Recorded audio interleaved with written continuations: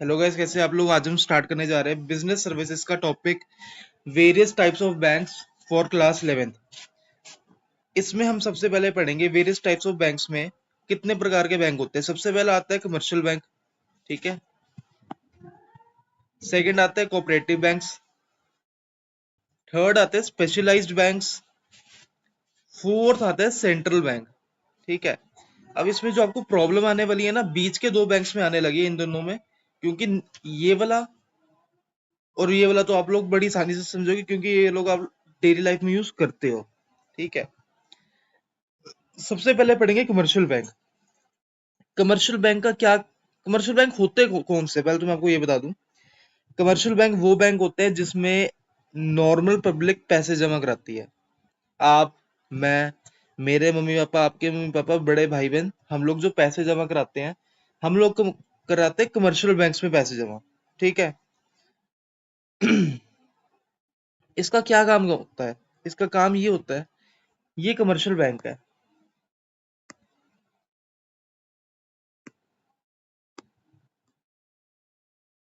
एक सेकंड। ये commercial bank है। इसका क्या काम है, इसने लोगों से पैसे लेने हैं और आगे लोगों में बांट देने हैं। सर हम समझे बिल्कुल भी नहीं। इसका मैं आपको समझाता हूँ क्लियर कट। मैं कमर्शियल बैंक हूँ, लोग मेरे पास पैसे जमा कराने आएंगे, ठीक है। मेरे पास 10 लोग पैसे जमा कराए, उन्होंने मिलके मेरे पास 10 लाख रुपए जमा करा दिए। अब मैं 10 लाख रुपए का क्या करूंगा, और पहली प्रॉब्लम है कि मैं 10 लाख रुपए का करूंगा क्या, और दूसरी प्रॉब्लम ये है कि अगर वो मेरे पास 10 लाख रुपए जमा करा रहे हैं, मुझे इन रिटर्न उनको कुछ देना भी पड़ेगा। मुझे क्या देना पड़ेगा, मुझे इंटरेस्ट देना पड़ेगा, ठीक है। दोबारा समझ लो, मैं कमर्शियल बैंक हूँ, लोग मेरे पास पैसे जमा कराने आ रहे हैं। मेरे पास 10 लोग पैसे जमा कराने आ गए, उन्होंने मिलके मेरे पास 10 लाख रुपए जमा करा दिए। अब पहली प्रॉब्लम कि मैं 10 लाख रुपए का करूंगा क्या। सेकंड प्रॉब्लम कि मुझे उनको इंटरेस्ट भी देना है, ठीक है। अब आप लोग बैंक में पैसे जमा करा रहे हो, आप अपने मम्मी पापा से पूछना है, आपको तो पता ही होगा, आपको इंटरेस्ट मिलता है उसकी जगह पे। अब लोगों ने मेरे पास पैसे जमा करा दिए, अब मैं पैसों को आगे क्या करूंगा, मैं पैसों को आगे बांट दूंगा। पैसे बांटने का क्या मतलब होता है कि जिन लोगों को पैसे की नीड है, अभी ये लोग अमीर लोग हैं, इन लोगों के पास बहुत पैसा है, ठीक है। इन्होंने, इनके पास ज्यादा पैसा था, जो इन्होंने खर्चना था खर्च दिया, बाकी बचे पैसे इन्होंने मेरे पास जमा करा दिए। अब जिन लोग, जो लोग थोड़े फाइनेंशियली वीक है, जिनके पास नहीं पैसे ज्यादा, उनको भी तो पैसों की नीड पड़ती होगी ना, किसी भी काम से कह लो। सपोज जो कोई रैंडम पर्सन है, ठीक है, वो अभी अनएम्प्लॉयड, उसके पास कोई काम करने के लिए उस काम है नहीं, उसके दिमाग में आया कि भाई मैं सुबह अखबारें बांटनी शुरू कर दूंगा, पर एट द बिगिनिंग उसको अखबारें खरीदने के लिए भी पैसे भी तो चाहिए ना। तो वो क्या करेगा, वो बैंक के पास आएगा कि जी मुझे लोन दे दो। बैंक उसको लोन दे देगा। बैंक ने उसको लोन दे दिया, किस पर्पज से दिया, इन्वेस्टमेंट पर्पज के लिए, कि वो अनएम्प्लॉयड था, उसको अखबारें बांटनी है सुबह, उसको अखबारें खरीदने के लिए पैसे चाहिए, उसका पर्पस होगा इन्वेस्टमेंट पर्पस, ठीक है। बैंक ने उसको लोन दे दिया, ठीक है। अब लोन तो दे दिया, पर अब बैंक उससे इंटरेस्ट चार्ज करेगा। दोबारा समझ लो, यहाँ पे जब लोग पैसे जमा करा रहे थे तो बैंक उनको इंटरेस्ट दे रहा था। अब यहाँ पे क्या है कि एक बंदे को पैसे की नीड है, बैंक पैसा तो दे देगा, पर बैंक उससे भी तो इंटरेस्ट चार्ज करेगा ना। क्यों चार्ज करेगा, क्योंकि उसने आगे लोगों को भी देना है। दोबारा समझ लो, मैं आपको दोबारा समझा देता हूँ, ये इधर बच्चे कई वो गलती खा जाते हैं।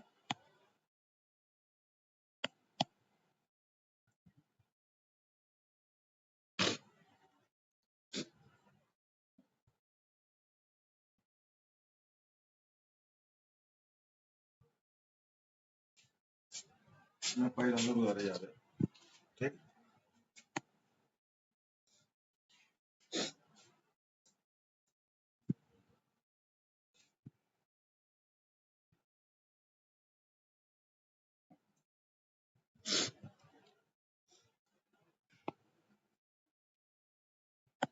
बेटा दोबारा समझ लो, बच्चे यहाँ बहुत गलती कर जाते हैं।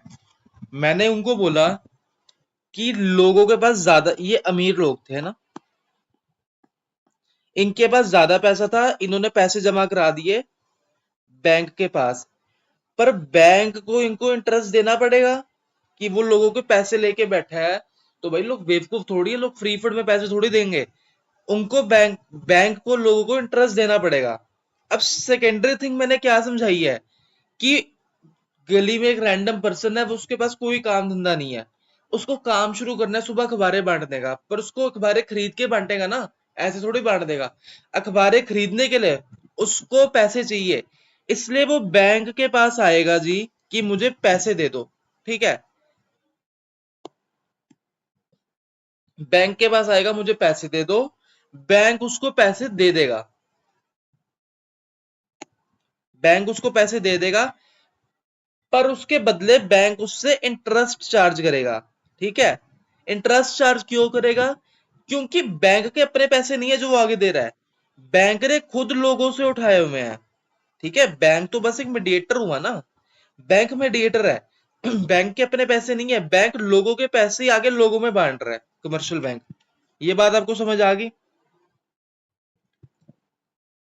अब बैंक उससे इंटरेस्ट चार्ज कर रहा है। अब जो बैंक उससे इंटरेस्ट चार्ज करेगा ना, वो ज्यादा होगा किससे? जो बैंक आगे पब्लिक को इंटरेस्ट दे रहा है। ठीक है, यार मैं हूं, मैं बैंक के पास गया, मैंने उनको पैसे दे दिए। बैंक ने आगे लोगों को पैसे दे दिए। ठीक है, बैंक ने आगे लोगों को पैसे दे दिए।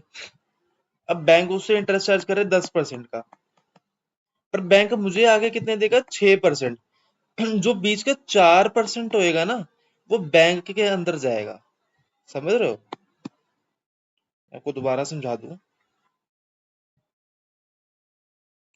कि बैंक ने उधर से तो 10%, बैंक ने उधर से तो 10% ले लिया, हमें 6% देगा। जो बीच का 4% है ना, वो बैंक का प्रॉफिट है। क्लियर कट समझ? समझ आ गया टॉपिक? ठीक है। सेकेंड हम आते हैं कोऑपरेटिव बैंक्स। कोऑपरेटिव बैंक्स होते हैं कि एक गांव है, गांव में 20 लोग रहते हैं। अब 20 के 20 लोगों के पास थोड़े थोड़े पैसे पड़े हैं, उन्होंने थोड़े थोड़े पैसे मिला के ना अपने, मतलब 20 लोगों का एक बैंक बना लिया।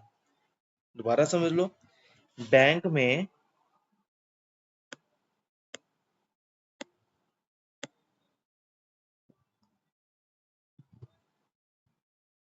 बैंक में 20 लोग रहते हैं। ठीक है, 20 लोगों ने थोड़े थोड़े पैसे मिला के एक बड़ा अमाउंट इकट्ठा कर लिया। ठीक है, जिसको उन्होंने बोल दिया कोऑपरेटिव बैंक। ठीक है, अब ये जो कोऑपरेटिव बैंक है ना, इसमें जो पैसे है, ये वही 20 लोग यूज कर सकते हैं, क्योंकि है भी उन्हीं लोगों के, और यूज भी वही लोग करेंगे। अब देखो, ऊपर हमने क्या समझा था कमर्शियल बैंक में, कि जो कमर्शियल बैंक होते हैं ना, वो प्रॉफिट के लिए काम कर रहे हैं, कि आगे से 10% लिया ब्याज, आगे लोगों को 6% दे दिया। पर कोऑपरेटिव बैंक में कुछ भी नहीं होता। कोऑपरेटिव बैंक में 20 लोगों ने मिलकर बैंक बनाया है, और जो बैंक में पैसा है वो 20 लोगों ने ही यूज करने हैं, यहाँ इनका जिंदगी खत्म हो जाती है।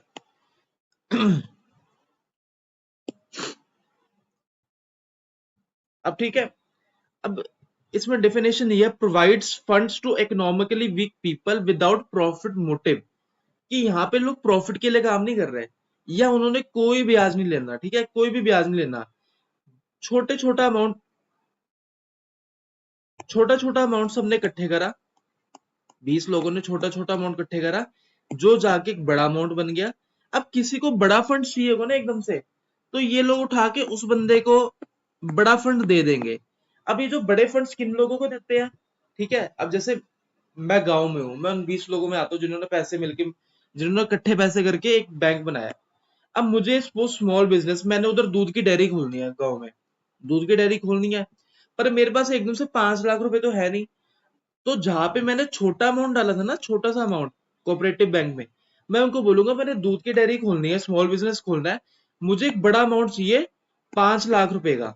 तो उन्होंने जो छोटा छोटा अमाउंट करके 5 लाख रुपए जमा करे होंगे ना, वो 5 का 5 लाख रुपए मुझे दे देंगे। ठीक है, और मुझे, मेरे से कुछ लेंगे भी नहीं, क्योंकि ये तो नॉन विदाउट प्रॉफिट मोटिव काम कर रहे हैं ना। यहाँ आपको बात समझ आ गई कि जो, जैसे मैं गांव का हूँ, मुझे छोटा सा एक दूध की डेयरी खोलनी है, पर मेरे पास 5 लाख रुपए है नहीं। तो जिस कोऑपरेटिव बैंक में मैंने पैसा डाला था, जिस कोऑपरेटिव बैंक में मैंने छोटा सा एक अमाउंट डाला था, मैं उसी कोऑपरेटिव बैंक को बोलूंगा कि भाइयों, मैंने बड़ा काम, मतलब एक मैंने छोटी सी दूध की डेयरी खोलनी है, मुझे एक बड़े अमाउंट की नीड है जो है 5 लाख रुपए, तो आप लोग मुझे वो अमाउंट दे दो। ओके, समझ गए। सेकंड क्या होता है कि जैसे मैं फार्मर हूं, ठीक है, अब सीजन टू सीजन क्रॉप्स बदलती है। गर्मियों में अलग क्रॉप्स उगाते हैं, सर्दियों में अलग क्रॉप्स उगाते हैं। अब गर्मियों में उसको क्रॉप्स उगानी है, उसको सीड चाहिए, उसको पेस्टिसाइड चाहिए, इंसेक्टिसाइड चाहिए, उसको केमिकल्स चाहिए। तो भाई उसके पास एकदम से 2 लाख रुपए कहाँ से आएंगे? एक गांव के छोटे से फार्मर के पास 2 लाख रुपए कहाँ से आएंगे? Question mark. 2 लाख रुपए तो है नहीं, तो काम तो उसने खोलना है। ठीक है, काम खोलेगा तभी पैसे आएंगे। अब उसने जहां पे 10,000 रुपए, मतलब छोटा सा एक अमाउंट डाला था, वहां वो उनको बोलेगा कि भाइयों, मैं फार्मर हूं, मुझे 1 लाख रुपए की नीड है, मैंने नए सीड्स लेने हैं, जिससे मैं गर्मियों जिससे मैं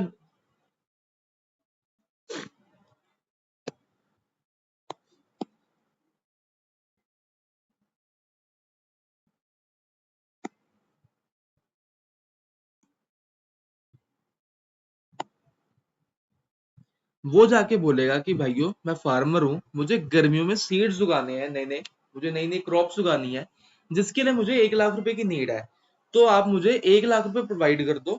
ठीक है, तो वो उनको कर देंगे, क्योंकि यहाँ पे ये भाई 20 लोगों में आता है, 20 लोगों में आता है।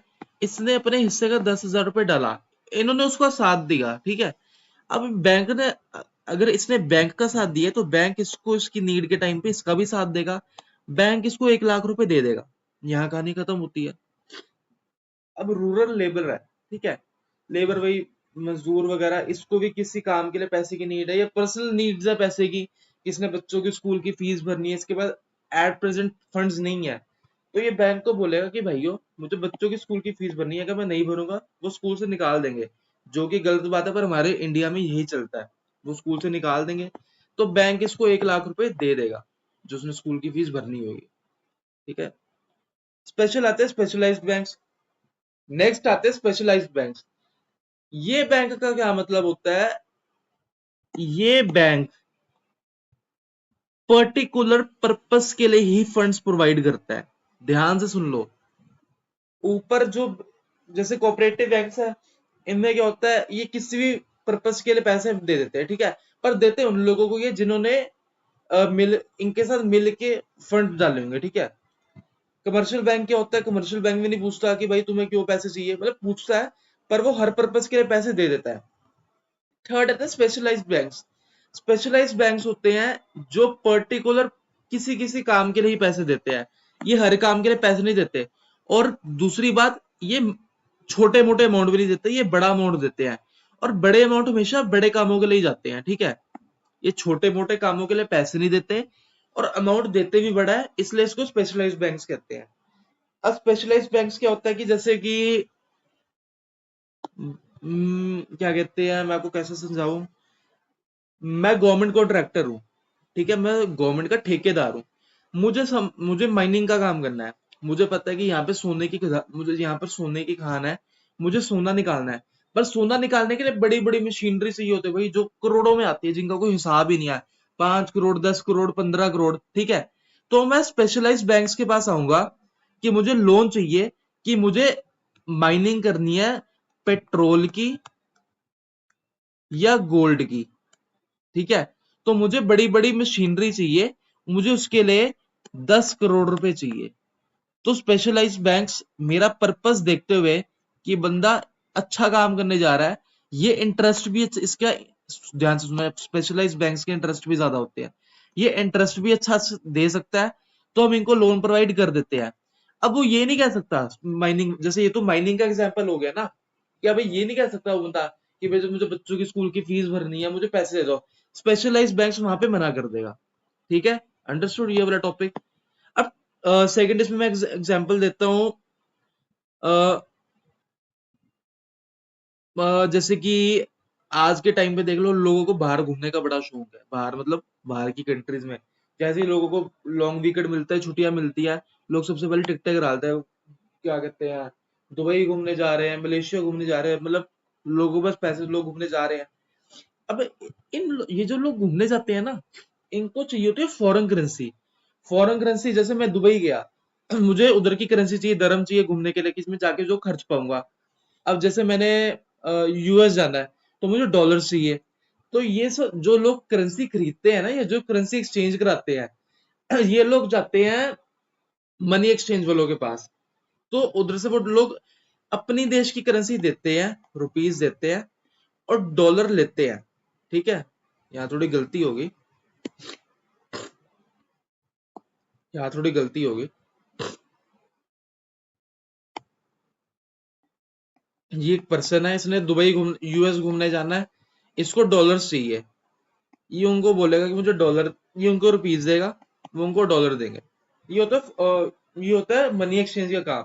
अब दूसरा आता है फॉरेन ट्रेड, जो मैंने एग्जांपल दिया हुआ यहाँ पे।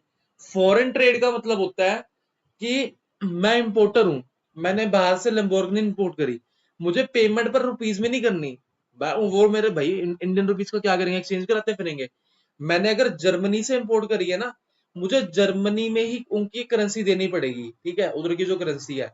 अब मैंने यूएसए से टेस्ला की गाड़ी इंपोर्ट करी, मुझे इंडियन रुपीज में पेमेंट नहीं करनी, मुझे उधर के यूएस डॉलर में पेमेंट करनी है। तो मुझे फॉरेन ट्रेड के लिए भी करेंसी चाहिए होती है। तो अगर मेरे पास पैसे नहीं है, मैंने 10 करोड़ की गाड़ी मंगा ली, मेरे पास 10 करोड़ रुपए नहीं है, और मुझे अर्जेंट चाहिए, तो मैं स्पेशलाइज्ड बैंक्स के पास बताऊंगा जाऊंगा, मैं उनको अपना पर्पस बताऊंगा, मेरा पर्पस क्या है इतनी महंगी गाड़ी का, कि मुझे क्यों चाहिए। पहली बात तो जो रियल लाइफ में होता है, वो गाड़ियों के लिए लोन भी नहीं देते हैं, ठीक है। ये तो मैंने आपको आप लोगों को समझ आ जाए, मैंने आपको इसलिए एग्जाम्पल दिया है कि मैंने बाहर से गाड़ी इंपोर्ट करनी है, तो मुझे बाहर उनकी करेंसी में पेमेंट करनी पड़ेगी। पर इन रियल लाइफ ये नहीं होता कि वो गाड़ियों के लिए लोन बांटते फिरे। फॉरेन ट्रेड में लोन किस लिए मिलता है, लोन इसलिए मिलता है कि मैं बहुत बड़ा इंपोर्टर हूँ। कोविड आया, कोविड में लोगों ने बाहर से अलग अलग चीजें इंपोर्ट करी, बीपी चेक करने वाली मशीनें, पता नहीं क्या क्या चेक करने वाली मशीनें, मास्क इंपोर्ट करे। अब कोविड में लोगों को दिख रहा है कि भाई अगर मैं ये चीजें मंगाऊंगा, मैं बहुत पैसा कमा सकता हूँ। पर लोगों के पास पैसा है नहीं उस टाइम पे, और लोग स्पेशलाइज्ड बैंक को बताएंगे कि मेरा पर्पस ये है कि मैंने इंपोर्ट करके उनको आगे प्रॉफिट में चीजों को बेचना है। इस पर्पस के लिए बैंक पैसे देगा, कि उसको पता प्रॉफिट होना है। ये नहीं कि गाड़ी लेनी 10 करोड़ की, उसकी एक साल बाद 9 करोड़ की वैल्यू रह जाए। इस पर्पस में बैंक कभी पैसे नहीं देता। बैंक पैसे इसलिए देता है कि जिससे उसको दिखेगा कि बंदा ये काम करेगा, उसको प्रॉफिट होगा, वो मुझे अच्छा खासा इंटरेस्ट दे पाएगा। ठीक है। फोर्थ इसमें एग्जांपल है कि भाई मैंने चश्मे की फैक्ट्री लगानी है, चश्मे की फैक्ट्री लगाऊंगा, मुझे उससे प्रॉफिट होगा, मैं आगे बैंक को इंटरेस्ट दे दूंगा अच्छा खासा। ये भी वही सेम एग्जांपल ही है। फोर्थ आता है सेंट्रल बैंक, हमारा प्यारा सा RBI, reserve bank of India. भाई रिजर्व बैंक ऑफ इंडिया काफी काम करता है, बहुत सारे काम करता है, पर इस प्रेजेंटेशन में ज्यादा समझा नहीं सकता था, इसलिए मैंने मेन मेन आपको 4 टॉपिक समझा दिए हैं। ठीक है, 4 टॉपिक मैं आपको दोबारा समझा देता हूँ। सबसे पहला तो भाई आरबीआई का सबसे पहला काम और उसका फेवरेट काम, पैसे छापना। ये सबका फेवरेट काम ही होता है पैसे छापना। तो अब हर बंदा छाप नहीं सकता, ठीक है, इसलिए आरबीआई को अथॉरिटी दी गई है कि आरबीआई ही इंडिया में सारी करेंसी नोट्स छापेगा, ठीक है, एक्सेप्ट 1 रुपी कॉइन। जो 1 रुपी कॉइन होता है, वो मिनिस्ट्री ऑफ फाइनेंस बनाती है, बाकी सारे के सारे नोट आरबीआई छापता है। समझ गए। सेकंड आता है बैंकर्स बैंक। यार देखो, नॉर्मल पब्लिक को अगर पैसे की नीड है ना, वो तो लोगों से, अगर नॉर्मल पब्लिक को पैसे की नीड है, वो तो कमर्शियल बैंक के पास वो आता है कि भैया भैया मुझे मैंने 10 लाख रुपए चाहिए, ये कमर्शियल बैंक है और यह मैं हूं, ठीक है, मुझे अगर 10 लाख रुपए चाहिए, मैं तो उसके पास चला जाऊंगा पैसे लेने। पर अगर यहाँ यहाँ कमर्शियल बैंक है, कमर्शियल बैंक है, उसको 10 करोड़ रुपए की नीड चाहिए, मतलब उसको 10 करोड़ रुपए चाहिए, वो किसके पास जाएगा। ठीक है। वैसे ऊपर मैंने आपको ये समझाया था कि लोग कमर्शियल बैंक में पैसे जमा कराते हैं, आगे कमर्शियल बैंक लोन दे देता है। पर अब किसी किसी टाइम पे क्या होता है कि लोग पैसे जमा नहीं करा रहे, लोग बस लोन ले ही जा रहे हैं, लोग लोन ले ही जा रहे हैं, ले ही जा रहे हैं, पर लोग पैसे नहीं जमा करा रहे। तो इस कंडीशन में बैंक के पास, कमर्शियल बैंक के पास तो पैसे खत्म हो जाएंगे ना। कमर्शियल बैंक के पास लोगों ने 10 करोड़ रुपए जमा कराए और कमर्शियल बैंक ने 10 के 10 करोड़ रुपए आगे लोन में दे दिए, कमर्शियल बैंक के पास तो 0 रुपीज रह गए। इस कंडीशन में कमर्शियल बैंक आरबीआई के पास आता है। कमर्शियल बैंक किसके पास आता है? आरबीआई के पास, कि भैया जी मुझे लोन दे दो। समझ रहे हो? अगर कमर्शियल बैंक में पैसे जीरो हैं, कमर्शियल बैंक में पैसे जीरो है, तो वो आरबीआई के पास आएगा कि भैया भैया मुझे पैसे दे दो, मैंने आगे लोगों को लोन देना है, मैंने लोगों को पैसे देने हैं। ठीक है? तो आरबीआई कमर्शियल बैंक्स को पैसे देता है। थर्ड इसका पर्पस आता है आरबीआई का, मतलब सेंट्रल बैंक का, controller of credit. Controller of credit होता है कि जब हमारे देश में इन्फ्लेशन बढ़ जाती है, महंगाई बढ़ जाती है। महंगाई क्यों बढ़ती है? जब लोग खुला खर्चा करने लग जाए। इसका मैं आपको एक लाइव एग्जांपल देता हूँ। हमारे देश में लोन बड़ी आसानी से मिल जाता है, बड़ी आसानी से मिल जाता है। अब लोग क्या कर रहे हैं कि भाई लोगों की तनख्वाह है महीने की 50,000 रुपए, उनको 5 लाख रुपए की बढ़िया सी गाड़ी दिखगी। भाई वो बैंक के पास गए कि भैया भैया मैं ना गाड़ी लेनी है, मैं किस्तें करा लूंगा, ठीक है, मुझे ना लोन दे दो। ठीक है, लोन दे दो गाड़ी के लिए। बैंक ने उसको लोन दे दिया। यार उसको तो बड़ी आसानी से पैसा मिल गया, उसने किस्तों पे एक गाड़ी ले ली। भाई उसको अगले दिन किसी के हाथ में ना आईफोन 16 प्रो मैक्स दिख गया। 1 लाख रुपए, 1.5 लाख रुपए का फोन है। भाई उसकी जेब में 1 रुपया भी नहीं। वो बैंक के पास गया कि जी मुझे ना 1.5 लाख रुपए का फोन लेना है, मुझे 1.5 लाख रुपए दे दो। ऐसे करते करते वो हर 2 4 5 दिन बाद ना किस्तों पे बड़े सारे पैसे लेने लग गया। ठीक है, भाई बैंक को दिख रहा है कि भाई लोग अंधाधुन मेरे से पैसे ले रहे हैं। और लोग भाई,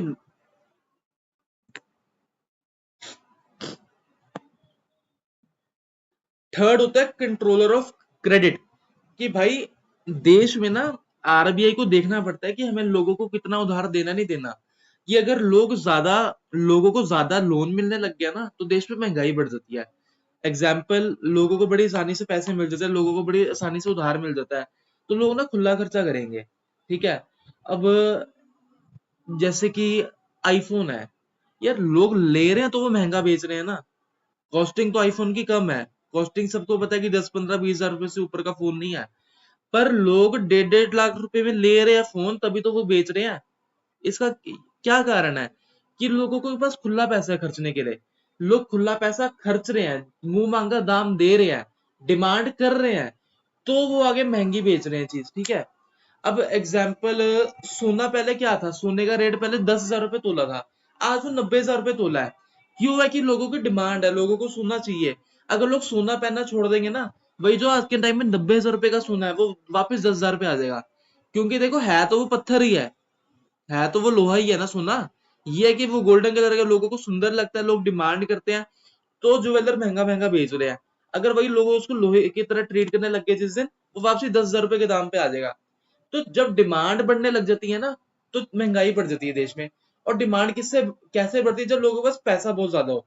अब अपना पैसा तो कोई दिक्कत नहीं है, पर अगर लोग उधार ले लेके गोल्ड ले रहे हैं, गाड़ियां ले रहे हैं, नए नए फोन ले रहे हैं, वो चीज गलत है। तो आरबीआई को देखना पड़ता है कि लोगों को कितना क्रेडिट देना है नहीं देना। अगर ज्यादा क्रेडिट देंगे तो इन्फ्लेशन बढ़ जाएगी, जिससे हमारी देश की करेंसी गिर जाएगी। तो ये भी नहीं करना। तो आरबीआई सारी इन्फ्लेशन वगैरह, डिफ्लेशन, क्रेडिट वगैरह सब कंट्रोल करती है। अब सुपरवाइजेस बैंक एक्टिविटीज, यार ये सबसे ज्यादा इंपॉर्टेंट पॉइंट होता है। आरबीआई को ना बैंक पे पूरे टाइम नजर टिका के रखनी पड़ती है कि बैंक कोई गलत काम तो नहीं कर रहा। अब जैसे कि वैसे तो करती है यार, कमर्शियल में हर कमर्शियल बैंक गलत काम करता है। अब कोविड आया, सॉरी डिमोनेटाइजेशन आई, नोटबंदी आई, लोगों ने, जिनके पास ब्लैक मनी थी, लोगों के पास बहुत ज्यादा कैश था, उन्होंने कुछ परसेंट पे पैसे एक्सचेंज कराए। अब कौन करे? कमर्शियल बैंक ही कर रहे हैं ना। अंदर वाले जो उनके हाई पोस्ट के एम्प्लॉइज है, वो पैसे एक्सचेंज करके दे रहे हैं। अब आरबीआई को तो इस पर नजर रखनी चाहिए, और आरबीआई ने रखी भी होगी ऑब्वियसली। पर ये दोनों की मिली भगत से सारे काम हो जाते हैं हमारे देश में। ठीक है, अब जो हम थोड़ी किताबी नॉलेज, किताबी लैंग्वेज तो पढ़नी पड़ेगी ना। किताबों में लिखा है कि आरबीआई बैंक की सारी एक्टिविटीज को सुपरवाइज करता है। अब क्या क्या सुपरवाइज करता है? कि जैसे जो लोग पैसे जमा कराते हैं, उसका, जैसे लोगों ने 1 करोड़ रुपए जमा कराए, तो बैंक आगे 80 लाख रुपए लोन में दे देगा, पर 20 लाख रुपए नहीं दे सकता, क्योंकि बैंक को अपने पास पैसे मेंटेन करके रखने पड़ते हैं कि इमरजेंसी में कोई बंदा पैसे निकलवाने आ जाए तो बैंक उसकी नीड्स को पूरी कर सके। अब अगर कमर्शियल बैंक चोरी छुप के वो भी 20 लाख रुपए आगे लोन में दे दे कि भाई हमारे पास पैसे आ जाएंगे, तो वो बात गलत है। तो बैंक को इन बातों का, आरबीआई को इन बातों का ध्यान रखना चाहिए कि बैंक कोई गलत काम तो नहीं कर रहा, बैंक वो मिनिमम बैलेंस मेंटेन कर रहा है नहीं कर रहा, ये सारी चीजें आरबीआई ध्यान रखता है। अब होता है कि लो- किसी किसी लोगों से ज्यादा पैसे तो नहीं चार्ज किए जा रहे, या गलत बिहेवियर तो नहीं हो रहा, या फिर ब्लैक मनी को वो तो नहीं किया जा रहा, व्हाइट में कन्वर्ट तो नहीं किया जा रहा। तो कुछ एक्टिविटीज होती है जिसपे आरबीआई को ध्यान रखना पड़ता है।